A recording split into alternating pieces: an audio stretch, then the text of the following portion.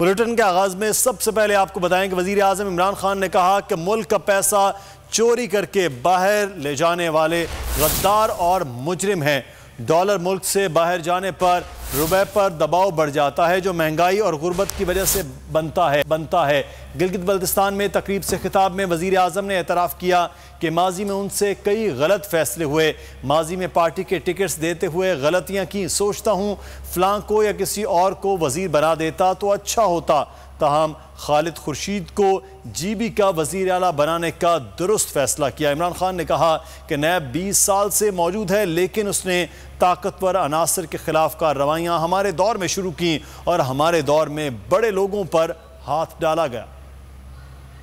پیسہ چوری کر کے ملک سے باہر لے کے جاتے ہیں، ڈالر لے کے باہر پہنچاتے ہیں، تو جب ڈالر ملک سے باہر جاتا ہے ہمارے روپے پہ پریشر پڑتا ہے، روپیہ کمزور ہو جاتا ہے، روپیہ گرنا شروع ہو جاتا ہے، اور جب روپیہ گرتا ہے تو ساری چیزیں مہنگی ہو جاتی ہیں، ملک میں غربت آ جاتی ہے کہ باہر کے لوگوں کی تو دور کی بات ہے، پاکستان کے لوگوں کو نہیں پتا کہ یہ ملک کتنا خوبصورت ہے۔ ہمارے حکمران ساری چھٹیوں کے اندر لندن جاتے ہیں، بچے ان کے لندن رہتے ہیں، ان کو کیا پتا پاکستان کا، ساری پراپرٹیز ان کی باہر ہیں۔ سوئٹزرلینڈ کا اور گلگت بلتستان کا موازنہ کیا ہوا ہے، یہ دگنا علاقہ ہے سوئٹزرلینڈ سے، زمین میں یہ دگنا علاقہ ہے۔ اس علاقے میں جو پہاڑ ہیں، جو خوبصورتی ہے وہ سوئٹزرلینڈ سے بہت زیادہ ہے۔